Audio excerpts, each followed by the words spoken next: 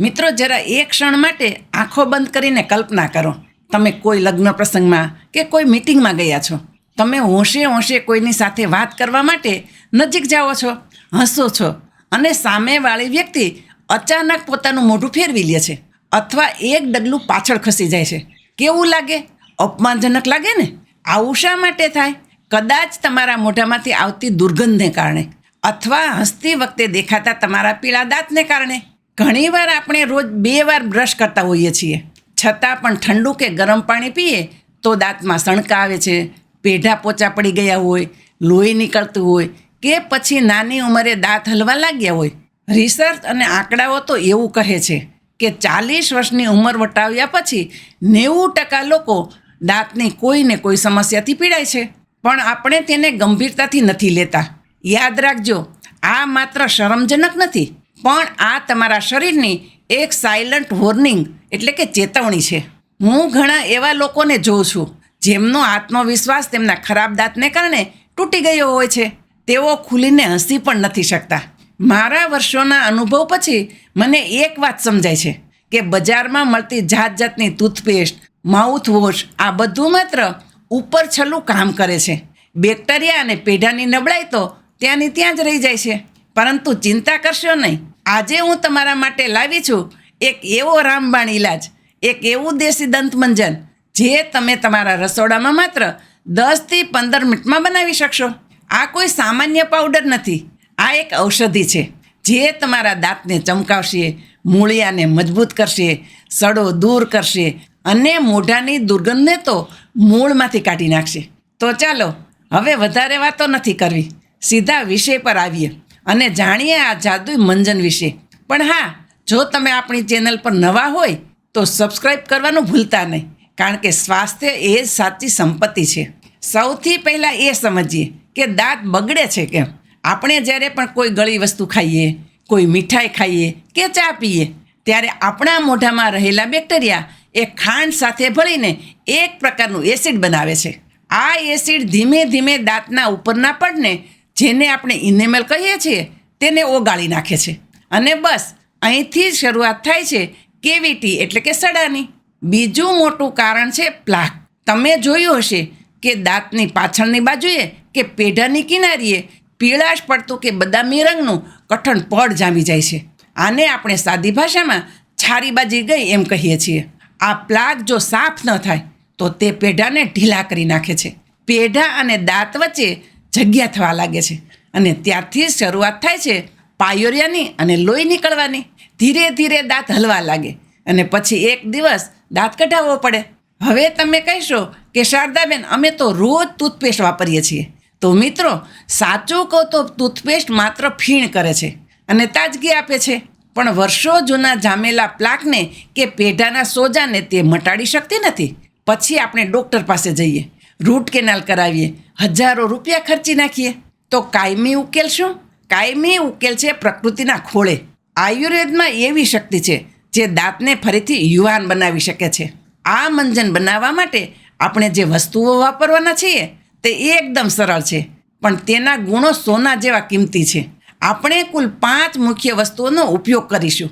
પહેલી અને સૌથી મહત્ત્વની વસ્તુ છે જાંબુના ઠળિયા. હા, જેને આપણે કચરા પેટીમાં ફેંકી દઈએ છીએ, તે અમૃત સમાન છે. જાંબુના ઠળિયામાં પોલિફિનોલ્સ અને જાંબોલિન જેવા તત્વો હોય છે. આ તત્વો એન્ટીબેક્ટેરિયલ છે, એટલે કે તે દાંતમાં સડો કરતા કીડાઓને મારી નાખે છે અને કેવિટીને આગળ વધતે અટકાવે છે. બીજી વસ્તુ છે જાંબુના પાન. આ પાનમાં કુદરતી રીતે એસ્ટ્રીજન્ટ ગુણ હોય છે. એસ્ટ્રીજન્ટ એટલે એવી વસ્તુ જે પેશીઓને સંકોચે અને મજબૂત કરે. જેના પેઢામાંથી લોહી નીકળતું હોય તેમના માટે જાંબુના પાન આશીર્વાદ સમાન છે. આ પેઢાને પથ્થર જેવા મજબૂત બનાવી દે છે. ત્રીજી ઔષધિ છે ત્રિફળા. આમળા, હરડે અને બહેડાનું મિશ્રણ. ત્રિફળા દાંત પર જામેલી ગંદકીને અને પ્લાકને તોડવાનું કામ કરે છે. સાથે સાથે જો મોઢામાં કોઈ ચાંદા પડ્યા હોય કે સોજો હોય તો તેને પણ મટાડે છે. ચોથી વસ્તુ છે લવિંગ. આપણને સૌને ખબર છે કે દાંત દુખે એટલે લવિંગ દબાવી દેવું. લવિંગમાં યુઝિનોલ નામનું તત્વ છે જે કુદરતી પેઇન કિલર છે. તે દાંતની ઝણઝણાટી અને દુર્ગંધ બંનેનો નાશ કરે છે. અને પાંચમી વસ્તુ છે સિંધવ મીઠું. મીઠું એક કુદરતી સ્ક્રબર છે. તે દાંત પરની પીળાશ ઘસીને સાફ કરે છે અને દાંતની કુદરતી સફેદી પાછી લાવે છે. હવે ધ્યાનથી સાંભળજો કે આ મંજન બનાવવું કેવી રીતે. પેન અને ડાયરી લઈ લ્યો અને લખી લ્યો. સૌથી પહેલાં તમારે જાંબુની સિઝન હોય ત્યારે જાંબુ ખાઈને તેના ઠળિયા ધોઈને તડકે સૂકવી દેવાના. જો સિઝન ન હોય તો ગાંધીની દુકાને કે ઓનલાઈન તમને જાંબુના ઠળિયાનો પાવડર અથવા સૂકા ઠળિયા આરામથી મળી જશે. આ સુકાઈ ગયેલા ઠળિયાને તમારે લોઢી પર ધીમા તાપે સહેજ શેકી લેવાના છે, જેથી તેમાં રહેલો ભેજ ઉડી જાય. ત્યારબાદ મિક્સરમાં તેને પીસીને એકદમ બારીક પાવડર બનાવી લ્યો. જો બજારમાંથી પાવડર લાવો તો આ કરવાની જરૂર નથી. એ જ રીતે જાંબુના પાન પણ ધોઈ સૂકવી અને પીસી લેવાના છે. પાન પણ તમને આયુર્વેદિક દુકાને મળી જશે. હવે પ્રમાણ ખાસ નોંધી લેજો. 2 ચમચી જાંબુના ઠળિયાનો પાવડર, 2 ચમચી જાંબુના પાનનો પાવડર, 1 મોટી ચમચી ત્રિફળા પાવડર, 1 નાની ચમચી લવિંગનો પાવડર, લવિંગને પણ પીસી લેવા, 1 નાની ચમચી સિંધવ મીઠું. આ બધી વસ્તુને એક મોટા વાસણમાં લઈને બરાબર મિક્સ કરી લ્યો. એકરસ થઈ જવું જોઈએ. બસ તૈયાર છે તમારું શક્તિશાળી આયુર્વેદિક દંત મંજન. આ મંજનને એક કાચની એરટાઇટ બોટલમાં ભરી લ્યો. પ્લાસ્ટિકની બોટલ કરતાં કાચની બોટલ વધુ સારી રહેશે. મિત્રો, મંજન તો બની ગયું, પણ તેનો ઉપયોગ કરવાની સાચી રીત જાણવી ખૂબ જ જરૂરી છે. સવારે ઉઠીને અને રાત્રે સૂતા પહેલાં દિવસમાં 2 વાર આ પ્રયોગ કરવાનો છે. હાથમાં થોડો પાવડર લ્યો. હવે જો તમને પેઢામાં તકલીફ વધારે હોય તો બ્રશનો ઉપયોગ ન કરતા તમારી આંગળીથી ધીમે ધીમે દાંત અને પેઢા પર આ પાવડર ઘસો. ખાસ કરીને પેઢા પર ગોળ ગોળ મસાજ કરો. મસાજ કરવાથી ત્યાં લોહીનું પરિભ્રમણ વધશે. ઓછામાં ઓછી 2 થી 3 મિનિટ સુધી મસાજ કરવું જરૂરી છે. ત્યારબાદ તરત કોગળા ન કરતા 1 મિનિટ રહેવા દો, જેથી ઔષધિનો રસ પેઢામાં ઉતરે. પછી સાદા પાણીથી કોગળા કરી લ્યો. જ્યારે તમે પહેલીવાર આ કરશો ને ત્યારે જ તમને મોઢામાં એક અલગ જ ઠંડક અને તાજગીનો અહેસાસ થશે, જાણે મોઢું ચોખ્ખું ચણાક થઈ ગયું હોય. તમારા મનમાં સવાલ થતો હશે કે શારદાબેન, આનાથી ફેર કેટલા દિવસમાં પડશે? જુઓ, આ કોઈ જાદુ નથી કે એક જ દિવસમાં દાંત મોતી જેવા થઈ જાય. આ એક થેરાપી છે. પહેલાં અઠવાડિયે મોઢાની દુર્ગંધ ગાયબ થઈ જશે અને દાંત પરની ચીકાશ ઓછી થશે. 3-4 અઠવાડિયા પછી જો બ્રશ કરતી વખતે લોહી નીકળતું હતું તો તે બંધ થઈ જશે. પેઢાનો કલર ગુલાબી થવા લાગશે. 6 થી 8 અઠવાડિયા પછી તમારા હલતા દાંતમાં મજબૂતી આવશે. પેઢા દાંતને મજબૂતીથી પકડી લેશે અને દાંતની પીળાશ પણ ઓછી થઈ જશે. એક વાતનું ખાસ ધ્યાન રાખજો, જ્યારે તમારા દાંત સ્વસ્થ થઈ જાય ત્યારે આ મંજનનો રોજ ઉપયોગ કરવાને બદલે અઠવાડિયામાં 2 કે 3 વાર કરજો. અને હા, ગમે તેટલું સારું મંજન વાપરો, પણ જો તમે દિવસભર પાન મસાલા ખાતા હોય કે રાત્રે ગળ્યું ખાઈને બ્રશ કર્યા વગર સૂઈ જતા હોય તો કોઈ દવા કામ નહીં કરે. વધારાની ટીપ આપો. વિટામિન સી વાળા ફળો જેમ કે સંતરા, લીંબુ અને આમળા ખોરાકમાં વધારે લ્યો. તેનાથી પેઢા જલ્દી રિકવર થાય છે.